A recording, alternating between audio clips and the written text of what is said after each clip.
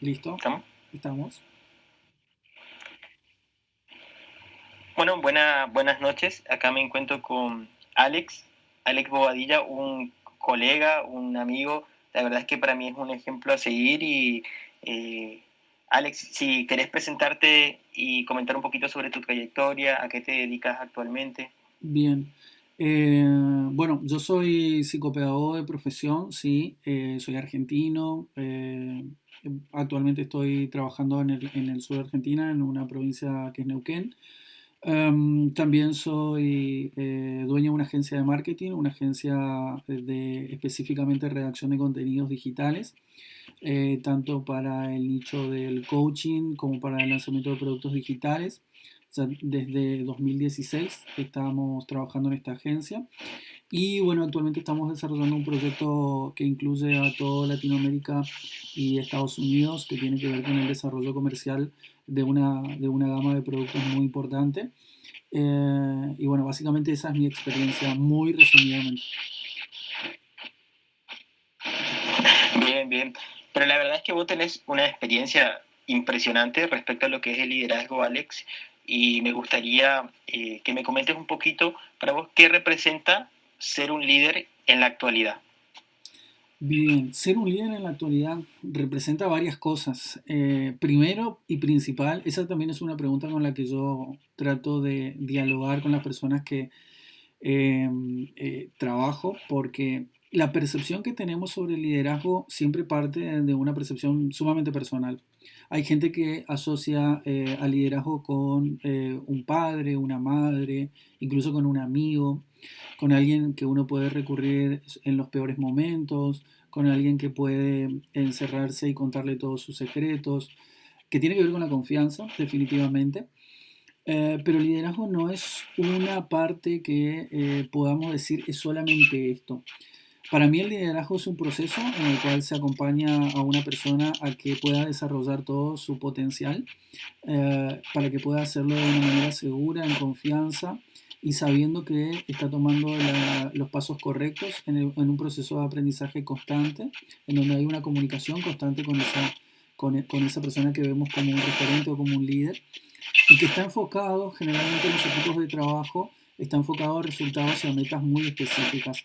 Esas metas a veces son compartidas, tienen que serlo, pero también tienen un gran componente de una meta personal, ¿sí? Tenemos una meta personal cada uno de nosotros y también tenemos metas compartidas cuando trabajamos en un grupo. Y el liderazgo tiene que ver con ese acompañamiento que se hace a las personas con las que se sienten identificadas con esa visión compartida y que también quieren desarrollar o ven en esos líderes la posibilidad de desarrollar un potencial, que saben que pueden hacerlo, que pueden desarrollarlo, pero que sin embargo no tienen todas las herramientas o a veces simplemente no tienen la confianza como para poder meterse de lleno en ese proceso. Claro, sí, no, la verdad es que concuerdo mucho con eso.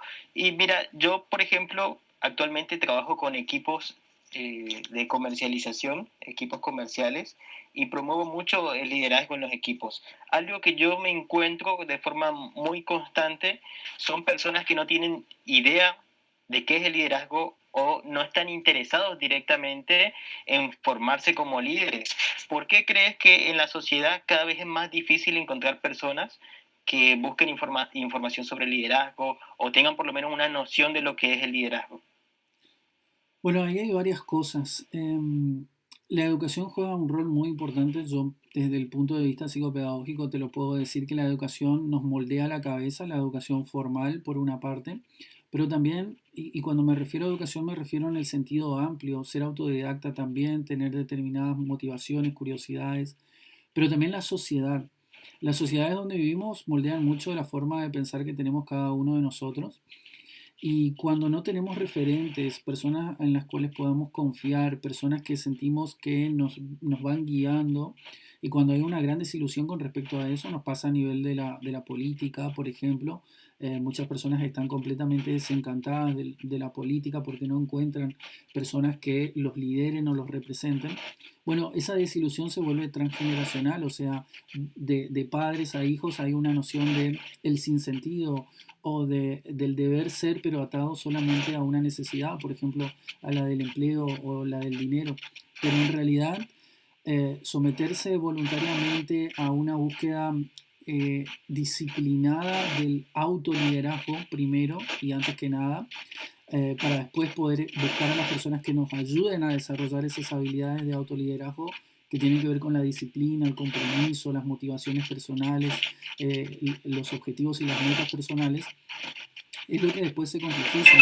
Cuando no tenemos eso desde la sociedad misma, desde nuestras familias en muchos casos, es muy difícil que una persona, por motivación propia, excepto que la necesidad sea muy grande o que la propia visión y el entendimiento que haya llegado a tener esa persona a partir de situaciones muy específicas de vida, haya desarrollado ese nivel de conciencia de puedo hacer algo más que lo que estoy haciendo, excepto en esos casos muy específicos, es muy difícil que alguien por motivación propia pueda transformarse o florecer completamente, digamos. Uno siempre necesita referentes, o por lo menos un atisbo de, a ver, en esto quiero convertirme, o yo puedo ser algo más que simplemente esto que estoy haciendo ahora.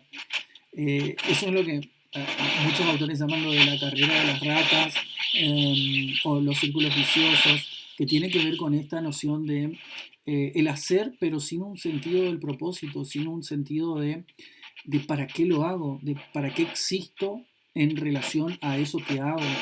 El liderazgo implica mucho ese nivel de conciencia. Yo creo que un verdadero líder es alguien que tiene ese nivel de conciencia sobre lo que representa su vida y sus decisiones y sus acciones en un nivel social, digamos. O sea, lo puede compartir y lo puede retransmitir de una forma mucho más, no sé si elevada, no sé si esa es la palabra, pero una forma mucho más clara que el resto de las personas que sinceramente muchas veces siento que viven sin un sentido del propósito. O sea, se levantan, trabajan y no saben para qué.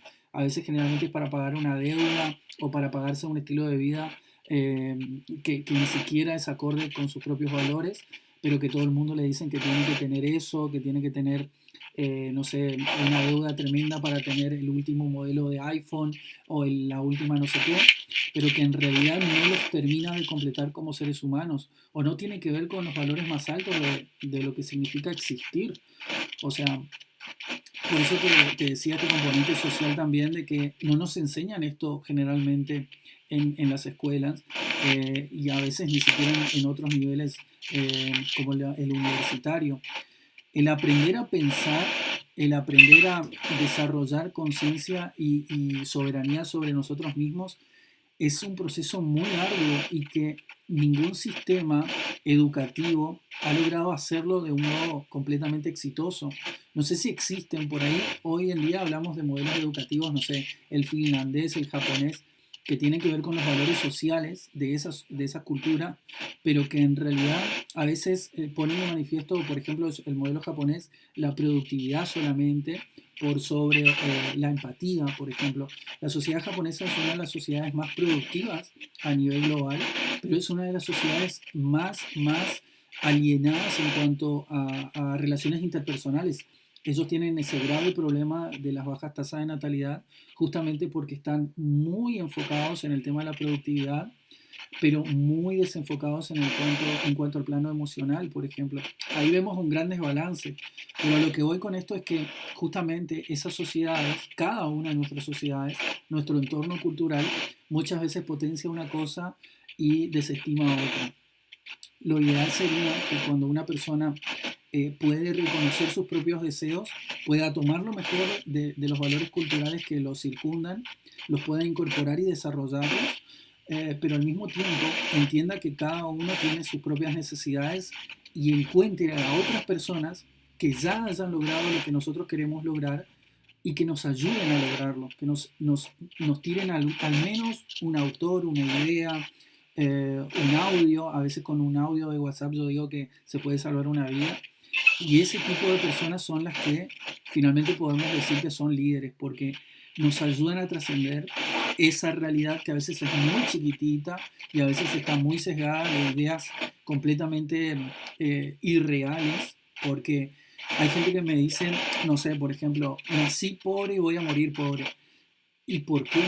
Porque están viendo un cuadro muy chiquitito de su realidad circundante, pero en realidad en el mundo hay mucha abundancia. Y abundancia me refiero no solamente económica, abundancia en todos los niveles.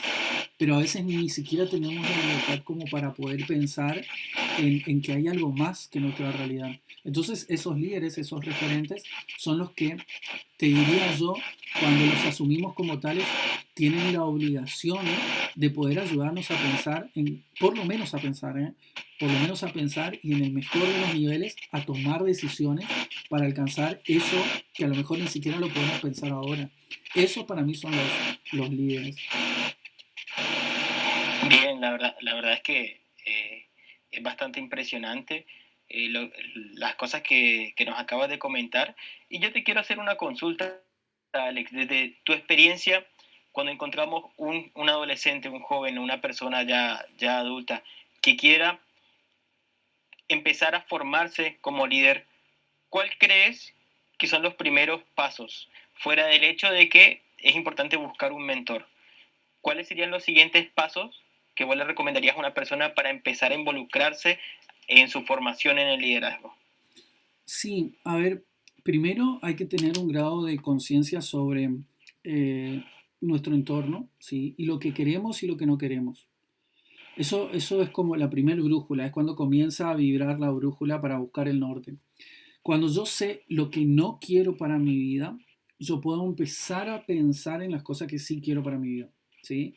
Si yo vengo de una familia en donde me dicen que tengo que ser de determinada fuerza de seguridad, que tengo que tener determinado trabajo, porque soy la tercera generación de que mi abuelito que vino de Italia hasta mi padre fueron, ponele abogado, y yo tengo que ser y tengo que seguir con el mandato familiar, pero en realidad a mí no me interesa hacer eso porque no tiene ni que ver con mis motivaciones, ni con mi deseo, ni con nada que me interese. Es ahí cuando tenemos que empezar a pensar en realmente qué es lo que quiero. Y si eso que voy a elegir hacer, cuando decida hacer algo con eso que quiero o que no quiero, me va a hacer feliz o no. O me va a generar bienestar, paz, me va a traer paz o me va a generar comodidad conmigo mismo. Ese es el gran primer norte que debemos empezar a delimitar, las cosas que quiero de las cosas que no quiero. Eso aplica para todas las edades, sin importar ni el contexto social ni la cultura en la que vivamos. Para mí eso es muy importante. Después hay muchas otras cosas que van a venir en relación a esto, pero lo primero es establecer qué cosas quiero y diferenciarlas de las que no quiero. Lo segundo es hacernos cargo de las consecuencias de nuestras decisiones. Si nosotros decimos, bueno, está bien, no quiero esto, no quiero, por ejemplo, seguir, bueno, tomo el ejemplo de la familia, seguir con yo ser la quinta generación de abogados en mi familia, porque no quiero, no tiene que ver con algo que me interesa. Ahí voy a tener que tomar ciertas decisiones y probablemente voy a disgustar a mucha gente, mucha parte de mi familia, pero sin embargo voy a estar siendo coherente con lo que deseo. Esa coherencia me va a permitir construir cosas a futuro que van a tener que ver con lo que yo deseo y con lo que me hace sentir pleno. Pero si yo sigo manteniendo algo que no me gusta, que me genera incomodidad, que no tiene que ver con mis deseos, lo voy a padecer por el resto de mi vida. Y de hecho eso es algo que pasa muy comúnmente. No solamente en el ámbito familiar, en el ámbito laboral también, profesional, en el ámbito académico. Cuando nos hacemos cargo de otras ideas sociales, familiares, culturales, que no tienen que ver con lo que yo deseo hacer de mi vida, porque recordemos eso, esta es nuestra vida, no es la vida de nuestros padres, de nuestros amigos, de la sociedad en que vivimos, de nuestros jefes, no es la vida de ellos, ni de la empresa en la que estamos trabajando, ni de la pareja con la que estamos viviendo. En cualquier caso decidimos compartir nuestra vida con esas personas, pero esta es mi vida y mis deseos pueden ser compartidos o no, pero tengo que ser coherente con mis deseos, porque a la larga lo que se produce es un gran nivel de estrés y sufrimiento porque no estamos siendo coherentes con nuestros deseos. Entonces, eso yo te diría que es lo básico y lo esencial. Hay gente que se da cuenta de esto a los 15 años, otra gente que se da cuenta a los 55 y otra gente que no se da cuenta nunca de esto y mueren haciendo algo que no disfrutaban hacer y a lo mejor 5 minutos antes de morir se dan cuenta de, uy, desperdicié 50 años de mi vida trabajando con un jefe que odiaba o teniendo una pareja que no me hacía feliz, o bajo el mandato de mi padre que me hizo ser 50 años abogado y yo no quería hacerlo. Yo quería ser bailarina, yo quería ser, no sé, científico. Pero ese tipo de cosas, o sea, el hecho de pensar que nuestra vida es finita y que cuando no somos coherentes con nuestros deseos, tenemos una gran deuda con nosotros mismos o adquirimos una deuda muy pesada con nosotros mismos, es una de las cosas que se carga y pesa, créeme que pesa todos los días. Porque si yo elijo hacer algo que no me gusta, por ejemplo, ir a un trabajo o ir a la facultad, eso me pasa mucho con mis pacientes, que ir a la facultad porque sus padres le dijeron que tenían que terminar una carrera universitaria para ser alguien, fíjate lo que le dicen, para ser alguien, y vos ya sos alguien. O sea, no es que cuando te recibas y tengas un titulito o cuando tengas un cuadrito colgado en la pared o un grafete que diga que sos jefe de o algo por el estilo vas a ser alguien. No, ya sos alguien. Tenés deseos, motivaciones, intereses, intenciones en el mundo. O deberías poder vivir expresándolo o en coherencia con eso. Es cuando finalmente cuando esas personas no deciden vivir bajo sus propios términos y no deciden responsabilizarse por sus propios actos, es cuando tienen una vida completamente pesada donde el hecho de levantarte de la cama ya te pesa porque tenés que ir a hacer un trabajo que no te gusta, tenés que ir a una facultad que no te interesa, terminar un estudio. ¿Y qué pasa? Y perdés tiempo. Y el tiempo es lo único que nunca vas a poder recuperar. Por eso yo te digo, ser coherente, yo no te digo que es algo sencillo, no es algo sencillo.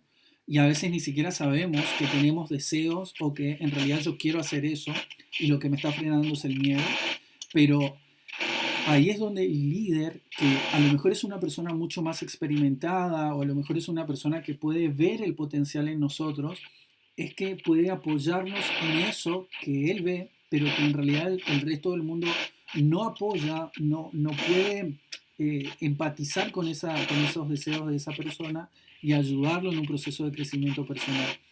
Los buenos líderes, por lo menos los que yo he conocido, entre los que te cuento, son personas que han desarrollado no solamente un autoliderazgo en sí mismos, sino que empoderan al otro, les permiten ser quienes son en el completo sentido de el ser, sin restricciones, y uno puede hablar de una manera completamente transparentes, sin sentirse juzgados y sabiendo que de esa charla, de ese encuentro, va a salir potenciado y probablemente van a salir cosas que van a perdurar por años y que van a circunscribirse a decisiones muy específicas y que nos van a hacer crecer. Ese tipo de personas es supremamente valorable y uno tiene que poder rodearse de ese tipo de personas o cuando las encuentra. Yo siempre digo que hay que hacerle las preguntas caras, que son cómo logró hacer lo que hizo y qué cosas tuvo que superar y cómo puedo yo hacerlo, qué me recomendaría, cómo lo puedo hacer. Porque esas ideas a veces son muy sencillas, pero nosotros no las podemos pensar, justamente por esto que hablábamos antes, los contextos, las familias, las parejas, las relaciones que establecemos con el mundo, los vínculos, a veces son limitantes también. Pero cuando alguien nos enseña que podemos pensar por nosotros mismos y que si la única diferencia que hay entre Elon Musk y nosotros es que probablemente no hablamos inglés, pero en realidad hablamos, tenemos la capacidad de hablar, de comunicarnos, tenemos brazos, piernas, un cerebro. Entonces podemos hacer lo mismo. Pero ¿qué es lo que nos diferencia de esas personas?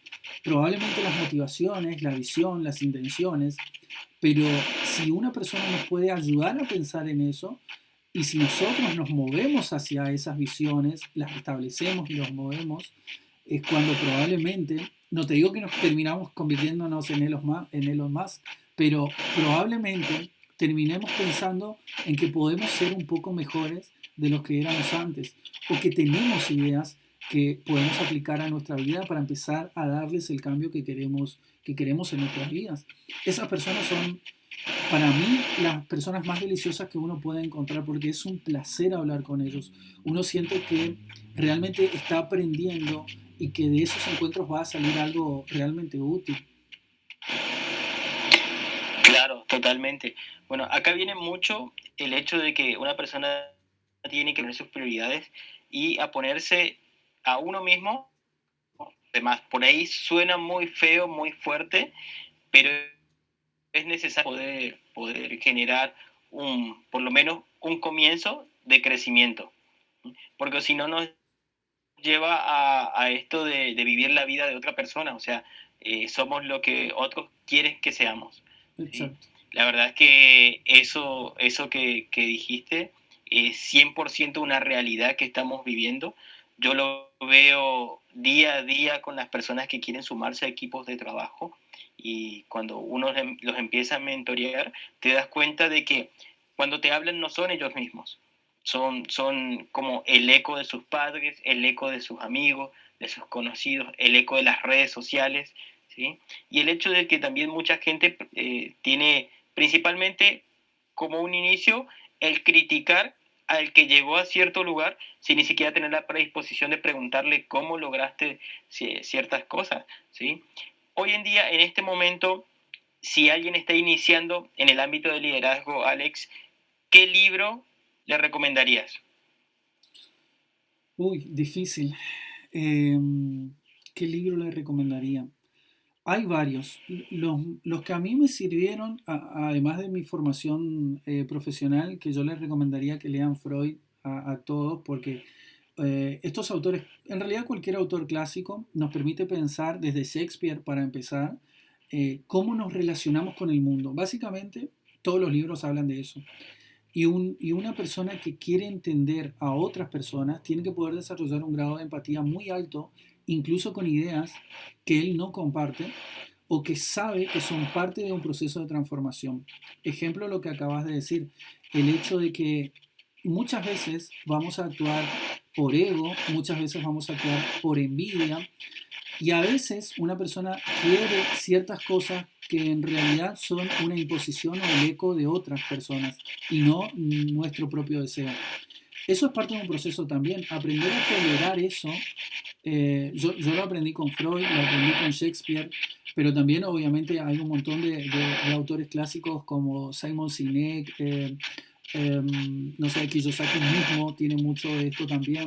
Aprender a visionar y a establecerse metas que tengan que ver con la construcción de una vida y los momentos que atravesamos desde el ámbito de desarrollo profesional y personal.